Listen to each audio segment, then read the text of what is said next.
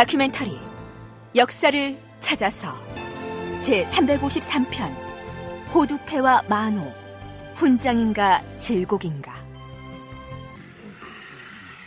전하, 지금 원나라에서 파견한 전함 건조 감독관 탐낙과 아발동나가 너무 무리하게 배 만드는 작업을 독려하고 있어서 백성들이 아우성입니다. 백성들의 원성이 예사롭지 않사옵니다.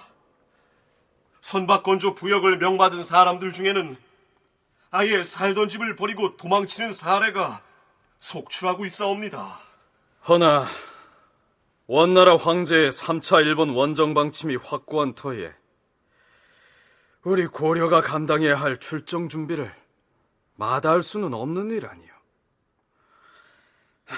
전하, 원나라 조정에 다시 사신을 보내서 우리 고려가 감당해야 할 군사와 군량의 수량을 대폭 감해달라 하시옵소서. 출정 시기도 가급적이면 늦추도록 황제에게 주청을 하시옵소서.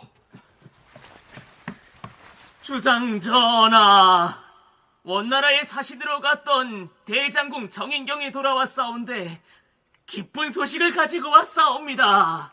기쁜 소식이라 하였느냐? 어떤 소식인지 어서 말해보라. 원나라에서 동정을 중지하였다 하옵니다. 뭐라? 일본 원정 계획을 취소했단 말이냐? 그러하옵니다.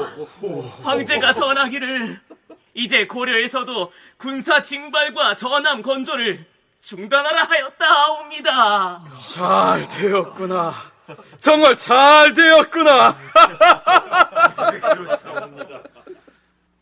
충렬왕 9년, 서기로는 1283년 5월에 원나라 황제 쿠빌라이는 동정, 즉 동쪽 방면으로의 정벌 계획을 중단하겠다고 통보합니다.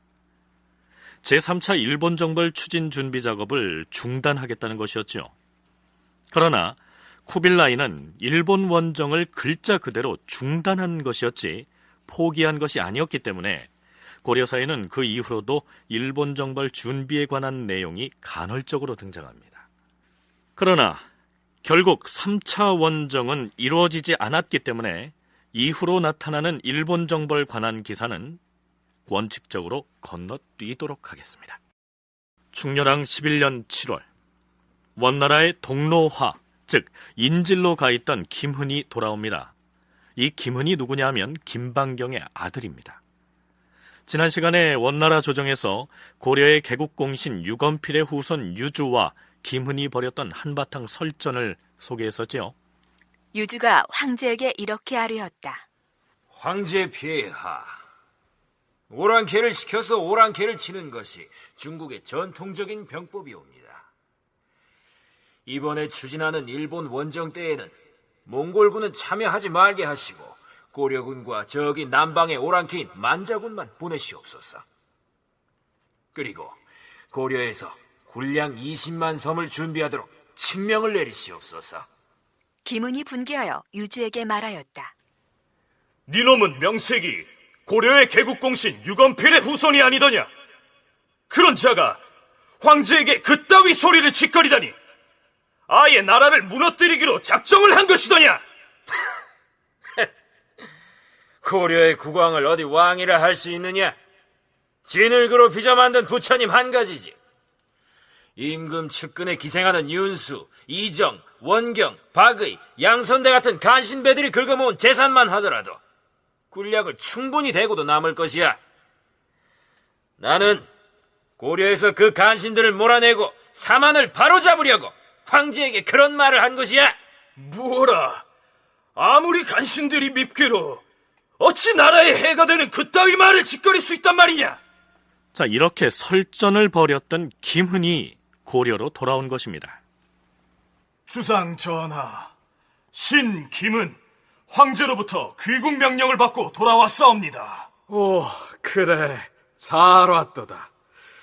이태전 섣달에 그대의 부친이 연로한 나이를 핑계로 치사를 해 허전했었는데 이제 그대가 이처럼 늠름한 모습으로 조정으로 복귀했으니 과인의 마음이 든든하도다. 황공하옵니다, 주상 전하. 헌데 황제께서 그대를 빈몸으로 보내시던가 선물을 받아왔음직한데. 귀한 선물을 받아왔사옵니다, 주상 전하. 여기 호두패를 받아왔사옵니다. 과인은 그럴 줄 알았도다. 어디? 오, 이것은 호두금패 중에서도 삼주 호두패가 아닌가? 장하도다. 정말 장하도다. 이 내용을 고려사 저려에서는 다음과 같이 기록하고 있습니다. 김은이 원나라에서 돌아왔는데 황제가 그를 소무대장군으로 제수하고 삼주 호두패를 차게 하였다. 여기에서 나오는 호두패의 호두란 글자 그대로 호랑이의 머리를 의미합니다. 따라서 호두패라면 호랑이 머리 형상을 한 패찰, 이런 뜻일 텐데요. 우선 경북대 장동익 교수의 설명을 들어보시죠.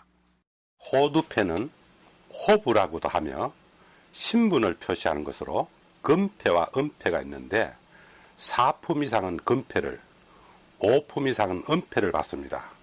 보통 이것을 허리에 차기도 하고 그렇지 않을 때는 전쟁에 나갈 때는 더 큰 걸 만들어 가지고 장대 위에 달립니다. 그러면 그 장군의 직함을 보고 멀리서도 알아볼 수 있게 하는 패입니다. 그래서 당시 원에 의해 고려군 도원수부가 설치되어 있었는데 이들의 지휘관들, 곧 상만호, 다루가치, 만호, 천호 등은 호두패를 받았습니다. 그래서 김주정도 받았던 것입니다. 고려 사람 중에서 호두패를 처음 받은 인물은 김방경이었습니다. 이 김방경이 호두패를 받은 때는 충렬왕 2년에 원나라 황제의 생일 축하 사절로 갔을 때였죠. 이때 충렬왕은 중서성에 편지를 보내 이렇게 말하였다. 나의 신하 김방경은 귀국의 명을 받들어서 진도와 탐나를 공격해 반적들을 격파하였으며 일본을 정벌할 때에는 전함들을 수리 건조해 군사력을 떨치는 데에 있어서도 참으로 그 공로가 많다. 그러므로 그에게 호두금패를 주어 다른 사람에게도 격려가 되도록 하기 바라는 바이다. 김방경이 패백을 올리는 예식을 끝내고 궁전으로 올라갔는데 황제가 말하였다. 김제상은 군공이 있으니 호두금패를 주도록 하라. 동쪽 나라 사람으로서 금패를 차게 된 것은 김방경으로부터 시작되었다. 그런가 하면 제2차 일본 원정 때 고려군 원수인 김방경 휘하 장수로서 뛰어난 활약을 했던 김주정 역시 호두금패를 받는데요. 열전편 김주정전의 해당 내용은 이렇습니다. 원나라에서 장차 일본을 정벌하려고 할 때 충렬왕은 김주정에게 장군으로서의 능력이 있다고 생각하여 중서성에 글을 보내 그에게 호두패를 줄 것을 요구하였다.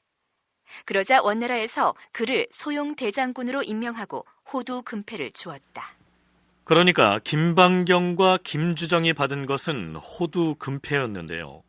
앞에서 소개했듯이 김방경의 아들 김은이 받은 것은 석삼의 구술주자를 써서 삼주 호두패라 했습니다.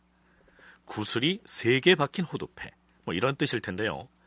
자, 이 부분에 대해서는 한신대 김순자 교수의 설명을 들어보기로 하죠.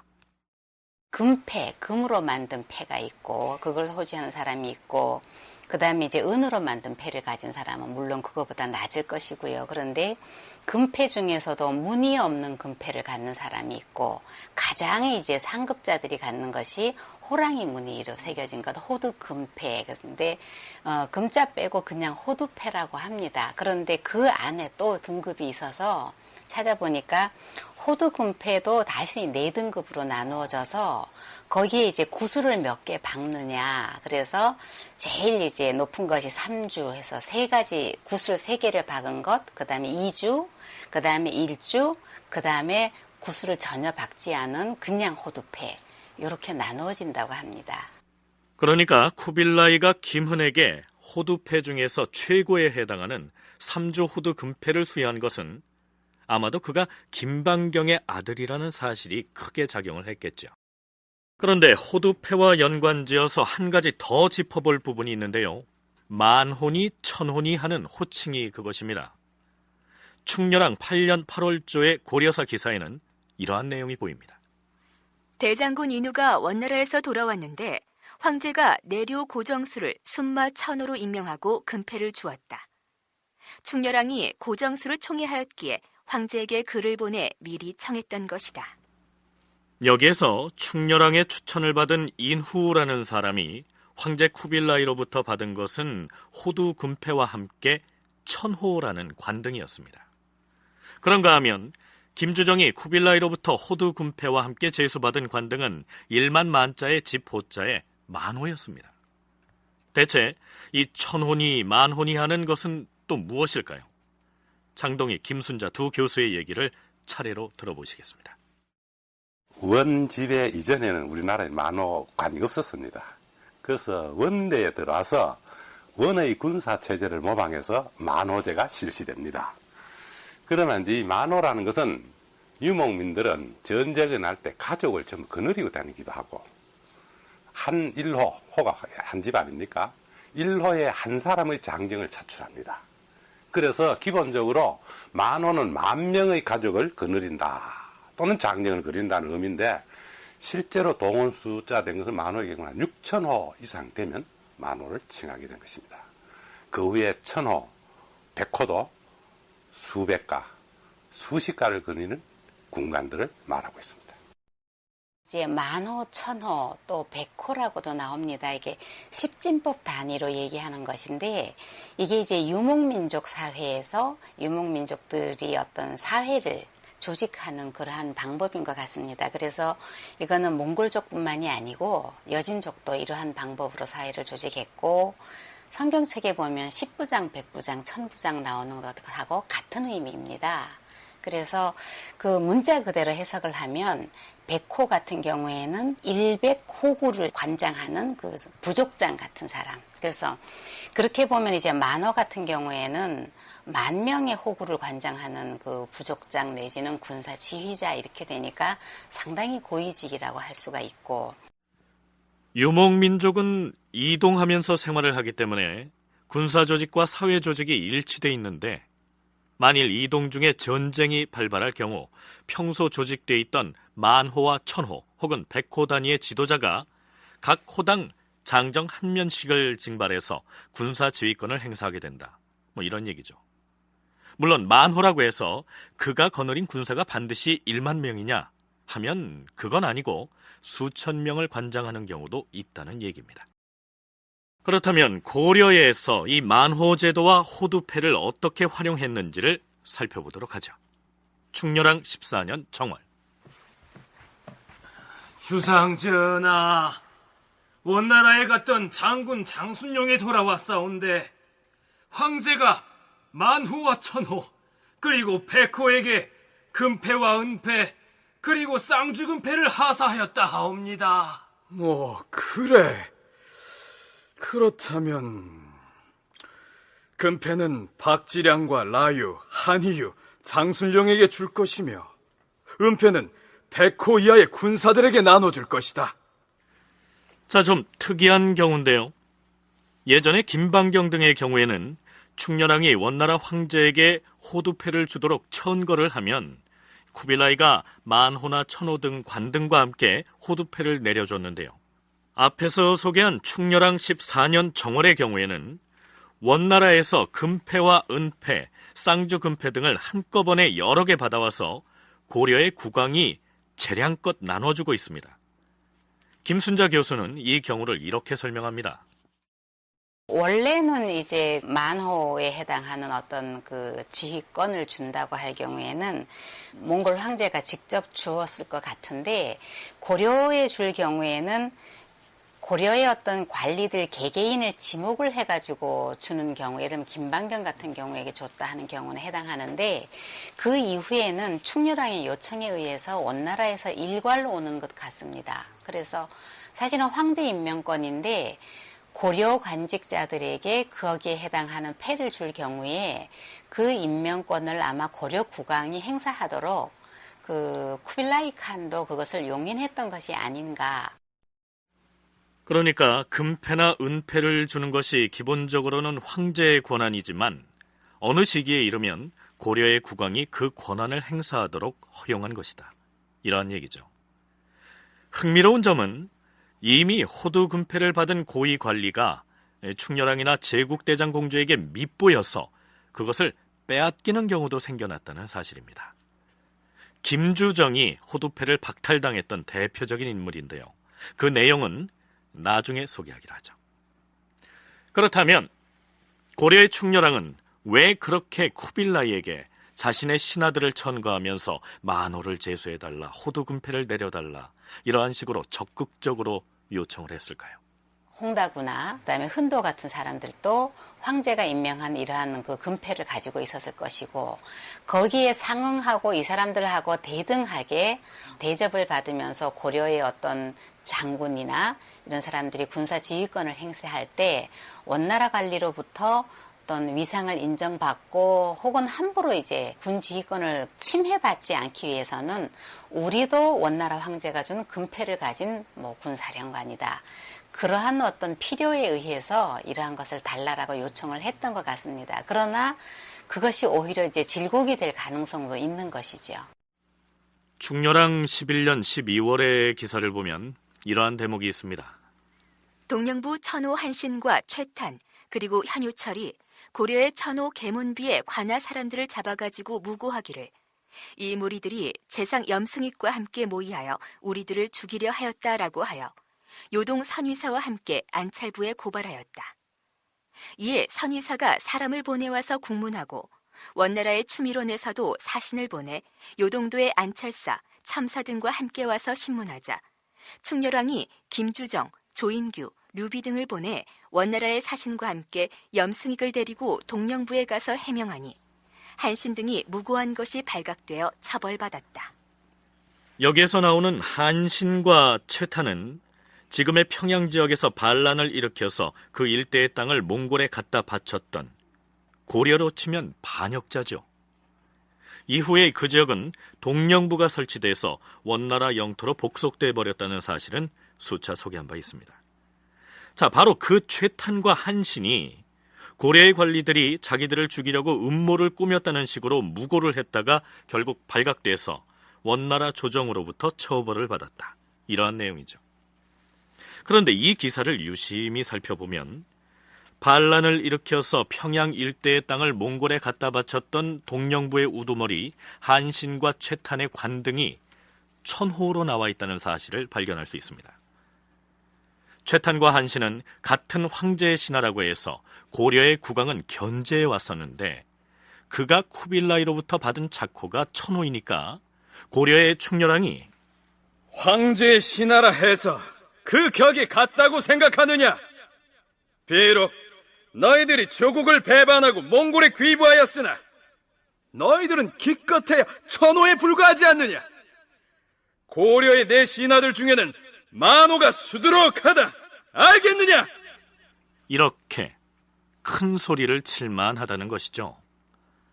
따라서 충렬왕은 자신의 신하들이 되도록 많이 만호에 제수되고 호두 금패를 가지고 있어야 흔도나 홍다구처럼 평소에 충렬왕을 견제해온 세력에게 고려 국왕으로서의 권위와 위용을 과시할 수 있기 때문에 그처럼 적극적으로 쿠빌라이에게 요청을 했던 것이다.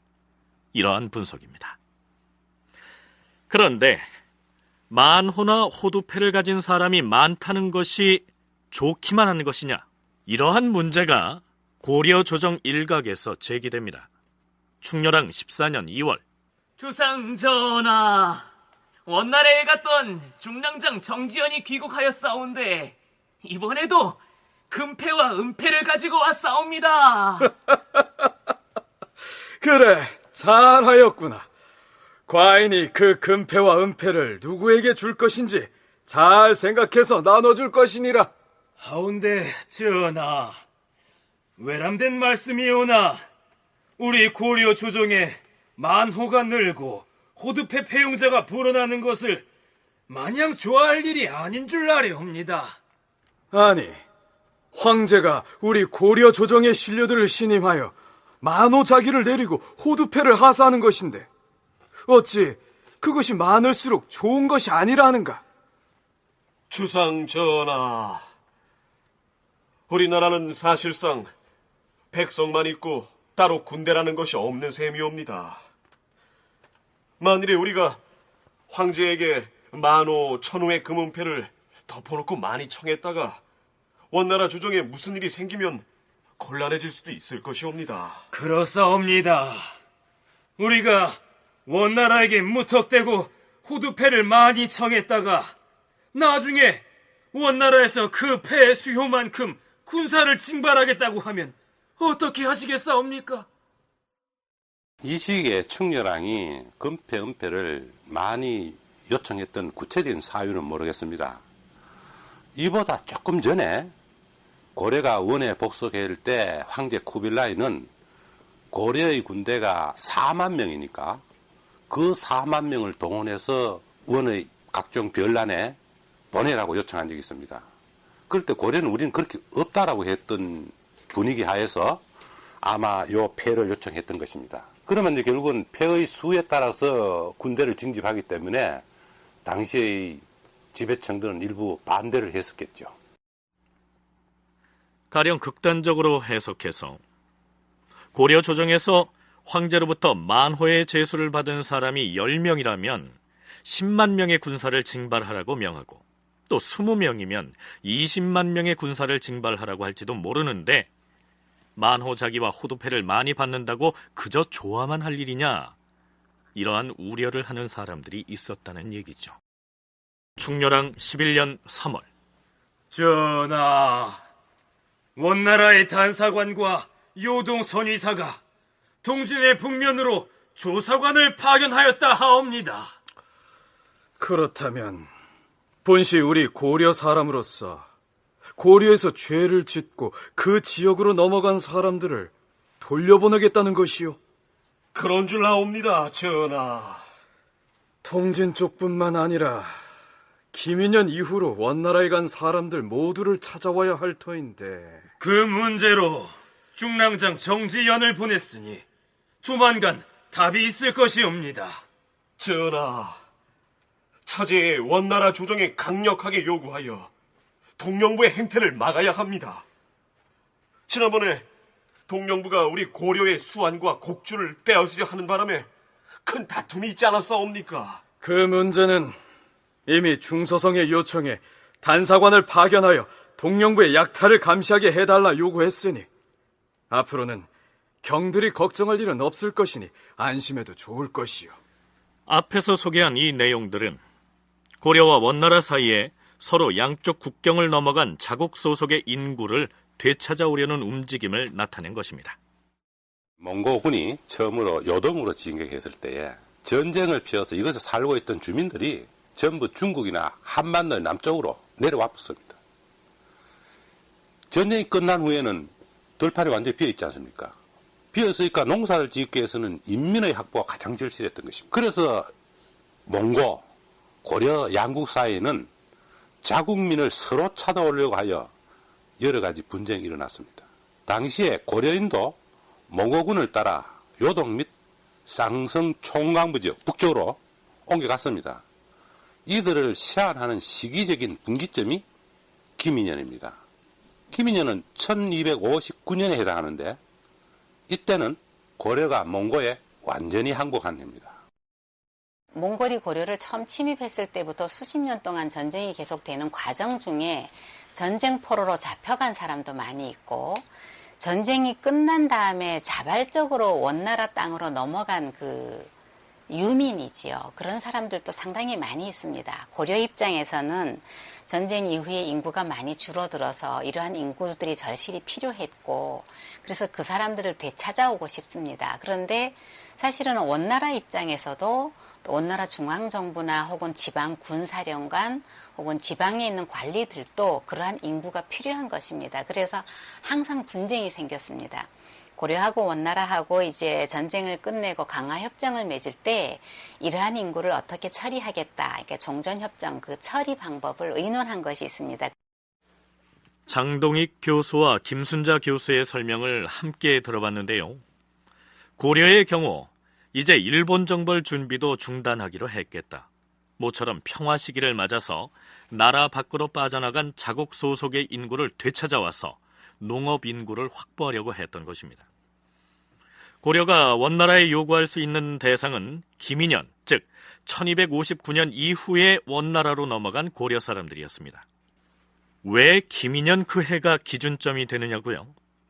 당시 고려의 세자였던 원종이 쿠빌라이를 만나서 강화협정을 맺었던 때가 바로 1259년이었기 때문이죠. 따라서 그 이후에 원나라로 넘어간 고려 사람들은 양국 간에 맺은 강화협정에 따라서 모두 돌려달라는 것이 고려의 요구사항이었습니다. 그러나 동북지방의 쌍성총관부 관할 주민들의 경우 사정이 달랐습니다. 쌍성총관부는 사실은 원래 고려 지역이었다가 반란을 해가지고 원나라 땅이 된 지역이기 때문에 거기에 있는 사람들이 고려를, 모국을 그리워해서 고려 땅으로 오히려 넘어와서 사는 사람들도 있었던 것 같습니다. 그 경우에는 이 사람들의 출신을 따진다면 고려인이지만 엄연하게 국적으로 따진다면 원나라 호구가 되어야 해요. 그래서 원나라에서는 고려 땅으로 넘어가 있는 쌍성민 같은 경우는 돌려달라 이렇게 얘기하는 것입니다. 쌍성총관부가 있는 동북지역 역시 본래는 고려 땅이었으나 조위와 탁청이 반란을 일으켜서 그 땅을 몽골에 바친 때가 기민년 이전이었기 때문에 오히려 그곳 사람들이 고려 지역으로 나와 살고 있는 경우 고려 조정은 그들을 원나라에 돌려보낼 의무가 있었던 것입니다. 국경을 벗어난 인구를 적극적으로 찾아오려는 노력과 더불어서 나라 안에 있는 주민들을 안정적으로 정착하게 하는 일 또한 중요한 일이었겠죠. 이제 일본 원정 계획이 중단되었으니 바야흐로 내정을 안정시켜야 할 것입니다. 가장 시급한 것은 그동안 전쟁으로 고통받고 지내온 백성들이 안심하고 생업에 종사할 수 있도록 돕는 일입니다. 문제는 전쟁을 겪으면서 무수한 백성들이 본관을 떠나 있어서 안정을 찾지 못하고 있다는 것입니다. 이들을 원적지로 돌아가게 해야 할 것입니다. 쉬운 문제가 아닙니다. 몽골과 수십 년 동안 전쟁을 치르는 과정에서 오래전에 본관을 떠나 타 지역에서 농사를 짓고 살아온 사람 모두에게 무조건 원적지로 돌아가게 한다면 혼란만 가중시킬 것입니다. 그렇다면 그런 경우에는 거주지에서 살게 해야지요. 허나 지방의 아전인 향리들은 다른 지역으로 이주했다 하더라도 그 연안에 관계없이 원적지로 돌아가게 해야 합니다. 이러한 논란 끝에 충렬왕은 다음과 같은 명을 내립니다. 향리들로서 그동안 본관을 떠나 거처를 옮긴 자는 그 연한에 관계없이 이미 모두 제고장에 돌아가 살도록 명하였다. 따라서 지금 백성들 중에서 거주지를 옮긴 자들도 마땅히 조사해 본관으로 돌려보내야 할 것이다. 하지만 이주한 지가 이미 오래돼서 다른 땅에 가서 편안하게 살고 있는 자들까지도 모두 다 제고장에 돌려보내게 되면 여기저기서 이사하느라고 농사를 제대로 짓지 못하게 될 것이다.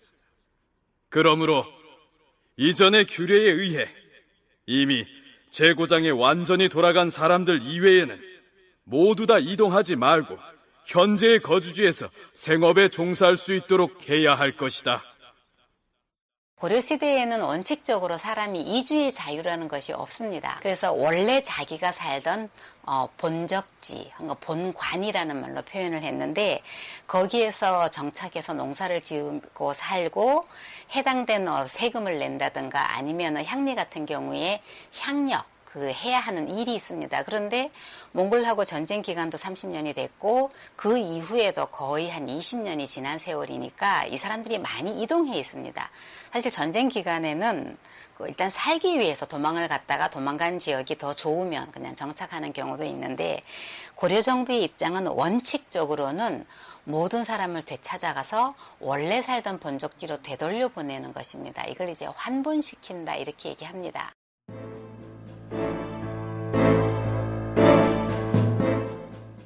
충렬왕 11년 8월 충렬왕이 단행한 인사를 놓고 원나라 출신 왕비인 제국대장공주와 충렬왕 사이에 이러한 얘기가 오갑니다.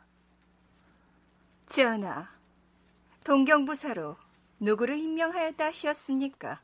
상장군 김자정을 임명했소. 김자정이라면 전하 측근의 내시가 아닙니까? 그야 그렇지요. 동경은 본시 고려 왕실의 외가라 하지 않았습니까? 그렇지요. 천한 내려 출신이 그처럼 유서 깊은 고을에 수령이 될 수 있습니까? 남반 출신으로서 중앙과 지방의 주요한 관직에 나갈 수 있게 된 것이 언제부터입니까?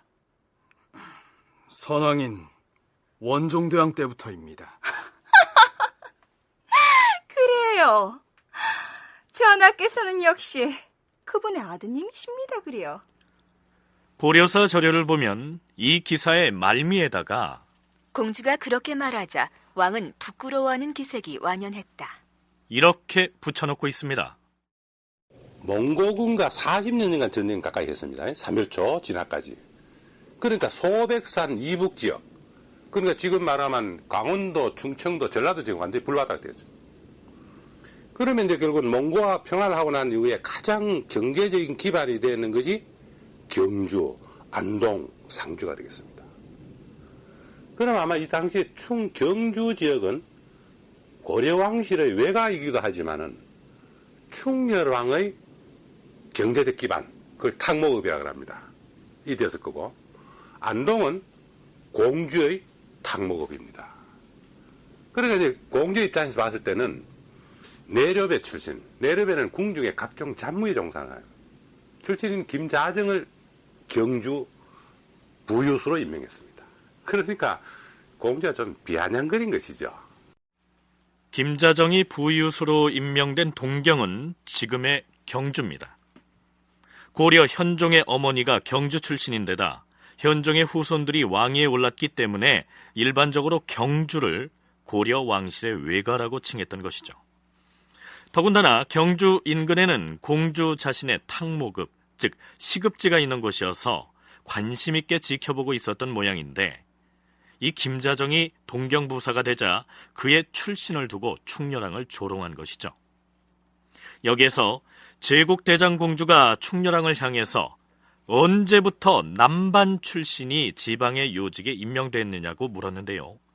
문반과 무반을 양반이라고 하고 궁중의 내시부를 남반이라고 일컫습니다. 문반이나 무반 출신이라고 해서 꼭 백성들에게 도움되는 정치를 하는 것은 아닙니다만, 일반적으로 볼 때 정치가 무엇이고 목민관으로 부임을 한다면 이러이러한 정치를 해야 된다. 교육을 받고 훈련받은 사람들이 보다 나은 정치를 할 가능성은 있습니다. 그것도 반대로 그러한 훈련을 전혀 받지 못한 사람들이라면 권력을 행사하는 재미에만, 거기에만 이렇게 치중하고 원래 본분을, 그 관직자의 본분을 읽는 것입니다. 동경부사라고 하는 경우는 조선시대 표현을 하면 목민관입니다. 직접 백성을 통치하는 자리에 있는 사람이니까 정치를 잘 해야 되는데, 김자정 같은 경우에는 아마 그런 훈련이 좀 안 되고 평상시에 공주에게도 약간 밉보였던 사람인 것 같습니다. 그러나 설령 문반도 아니고 무반도 아닌 남반 출신이 동경부서가 됐고 그걸 두고 원나라 공주가 비아냥 걸었다손 치더라도 그 내용을 역사 기록에 고스란히 실어놓았다는 사실 자체가 좀 의문스럽지 않습니까?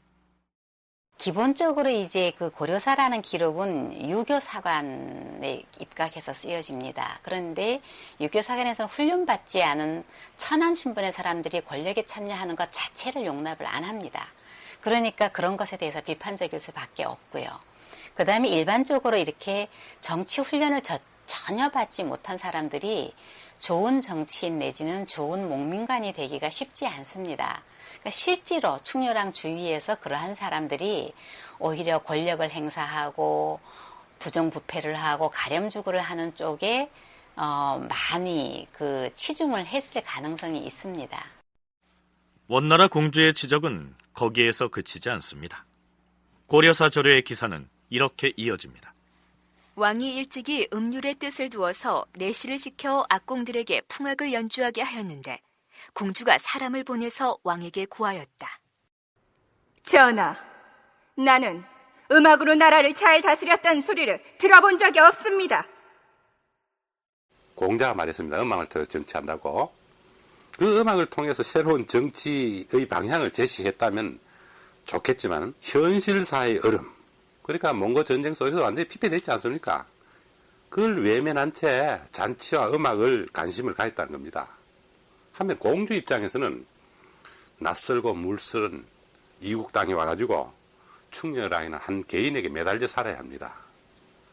그러니까 맨날 자기를 놔두고 다른 궁녀들하고 놀아 안 하니까 공주가 좋아했겠습니까? 충녀랑의 경우 어느 정도는 유희와 연락에 탐닉했던 군주였다. 이러한 평가를 받을 만했던 것으로 보입니다. 그럼 지금부터는 과연 충녀랑이 군주로서 지켜야 할 덕목을 충실히 잘 지키는 군주였는지의 여부를 좀 더 깊이 있게 따져보기로 하겠습니다. 첫 번째 풍경은 서기 1285년에 충녀랑이 지금의 서울 지역에 해당하는 남경에 갔다가 돌아오는 장면입니다. 어이, 물렀구나! 주상 전하 행차시다! 아유, 큰일 났네. 저 많은 곳에가 우리 눈으로 저렇게 지나가면 어떡해. 그러게 말이요. 아직 별을 거두지도 않았는데 임금을 따르는 말들이 저렇게 다 짓밟아버리면 금년농사 다 망치는 거 아니요. 조용하게. 나라님 행차신데. 백성이 있고 나서 나라님도 있는 것이지.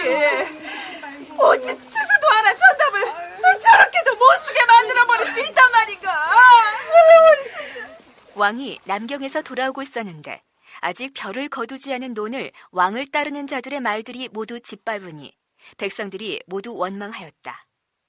더구나 알렴사 최백홍과 남경부사 엄수아는 이때 주민들로부터 재물을 가혹하게 징수하여 왕에게 잔치를 베풀었는데 매우 풍성하고 사치스러웠다. 그리고 전하께서 어려운 걸음을 하시었기에 남경부사 엄수아니 특별한 곳으로 모시고 가겠다 하옵니다. 특별한 곳이라 하였느냐? 예, 전하. 내일은 전하를 삼각산 문수굴로 안내하겠다 하였사옵니다. 하지만 문수굴까지 가는 길이 제대로 나있지 않다 들었거늘. 지금 각 고을의 백성들을 급히 동원하여 길을 새로 닦고 있다 하옵니다. 오, 그래. 그렇다면 삼각산으로 가서 문수굴을 구경해야겠구나. 남경부사 엄수아는 왕에게 권하여 삼각산 문수굴에 행차하게 하였는데 길을 새로 닦기 위하여 백성을 괴롭히니 지방이 온통 소란스러웠다. 왕은 엄수아니 능력이 있다 하여 삼품관직으로 올려주었다. 두 번째 장면은 이렇습니다. 좌승지 최수황은 부처 섬기기를 매우 독실히 하였으며 손님에게 잔치를 베푸는 데에도 간단하게 술과 음식을 장만하고 고기 없이 소찬을 차려 대접하였다. 그러자 왕지별감 임정기가 배 한 척에다가 쌀을 가득 실어다가 최수황에게 선사하였다. 그러자 최수황은 나는 왕이 하사하는 것도 받지 않았는데 하물며 백성의 고열을 받겠느냐 하면서 거절하였다. 그러자 임정기는 부끄럽고 화가 나서 한 배 가득 실은 쌀을 다른 세도가에게 뇌물로 바치고는 최수황을 몰아내고 자기가 승지 자리를 차지하였다. 당시 사람들이 그를 천하게 여겼다. 사례 한 가지를 더 들어보겠습니다. 왕이 자신이 총애하는 한 내관을 육품 벼슬자리에 임명하려고 하였다. 그러자 좌승지 안정이 안 된다고 고집하였다. 전하, 그자는 그 자리에 오를 자격이 없는 자이옵니다. 그리 말하지 말라. 이 사람은 과인의 곁에서 일해온 지 오래되었으니 그대는 무리가 되더라도 과인을 위해 그 벼슬을 주는데 반대하지 말라. 어서 고신을 쓰지 못하겠는가? 여기에서 고신이란 곧 직첩이라고도 하는데요. 임금의 인사에 대해서 담당 관리가 서명하는 것을 일컫습니다. 이 사람은 과인의 오랜 측근이니 고신에 서명하라. 전하, 신은 재능이 없는 사람이어서 궁중에서 전하를 가까이 모시면서 임무를 품평하고 전향하는 업무를 감당하지 못하겠사옵니다.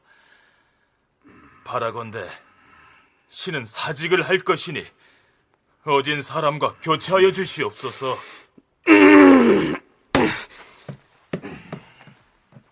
그러자 왕이 노하여 안으로 들어가니 안전도 따라가며 아뢰기를. 전하, 신은 내일 이 자리를 물러나 교체될 것이니 그 내관에게 육품벼슬을 내리시겠다는 명은 일단 보류하시었다가 후일을 기다려 주시옵소서. 그래! 좋을 대로 하라! 다들 들었는가? 주상께서 내시의 육품벼슬 임명을 철회하시었다. 그 모습을 본 사람들은 안전에게 모두 탐복하였다.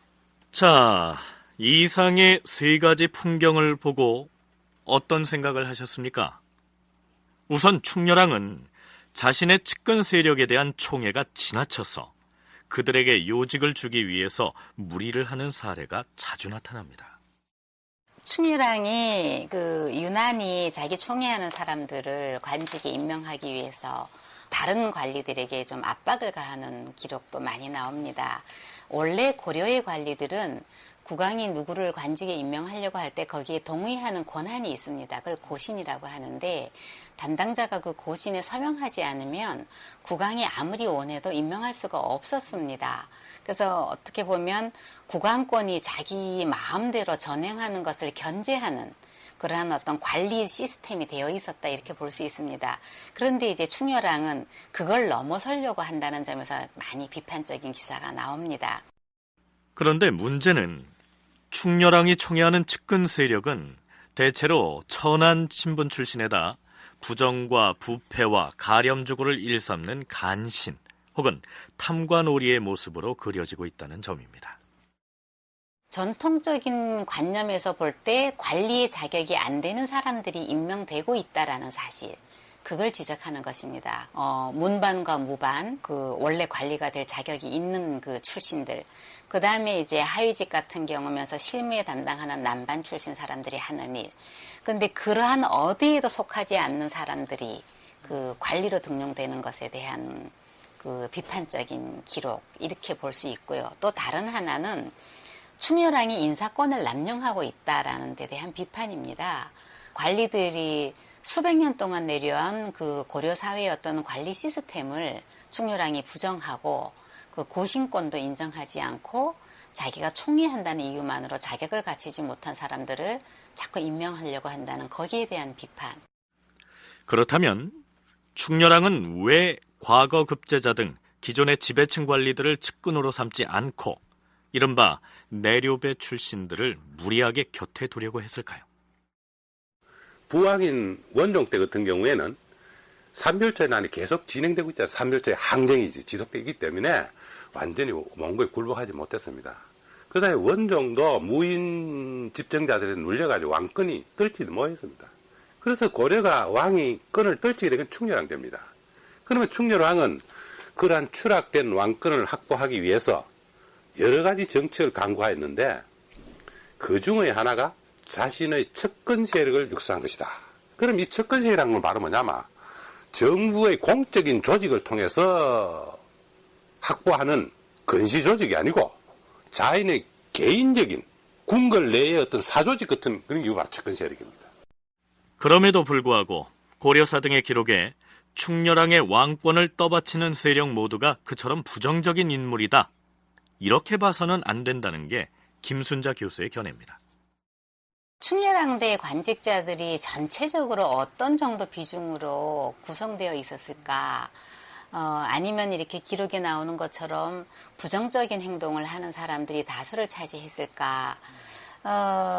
기본적으로는 고려의 어떤 관리 제도가 유지됐다라고 봅니다. 그리고 그 상태에서 충렬왕이라는 그 국왕도 권력을 행사할 수가 있는 것이고요. 그런데 원래 전통적인 어떤 그 합법적이고 사람들에게 익숙한 그러한 틀을 벗어나는 어떤 인사 혹은 권력 행사 이런 것이 이제 주목을 받게 되고 그것이 원칙에서 벗어나는 것이기 때문에 늘 비판의 대상은 되었을 것입니다. 일부 부정적인 기록에도 불구하고 충렬한 관리의 운영은 고려의 전통적인 관직 체계라는 큰 틀 안에서 이루어졌을 것이다. 이러한 얘기입니다. 그 다음으로는 이 무렵의 사서에 큰 비중으로 등장하고 있는 충렬왕의 사냥 행차에 관해서 정리를 하고 넘어가기로 하겠습니다. 1286년 12월 5일 왕이 서해도로 사냥을 나갔다. 그런데 재상이 한문 앞에 엎드려서 왕의 사냥을 만류하며 이렇게 간하였다. 주상전하, 짐승의 새끼나 새알은 먹어서는 아니 된다는 것이 옛 성인의 교훈이옵니다. 또한 오랫동안 날씨가 가물어서 자주 기근이 들었으니 지금은 실로 즐거운 놀이를 할 때가 아니옵니다. 뿐만 아니라 바야흐로 농산일이 바쁜 이 시기에 백성들은 모두 포전에서 일하고 있는데 국왕의 한 번 행차가 농사에 방해될 것을 우려하는 바이니 가을을 기다려서 사냥하시기를 바라옵나이다. 그대는 길을 비키지 못하겠는가? 과인은 사냥 행차를 포기하지 않을 것이다. 자, 가자!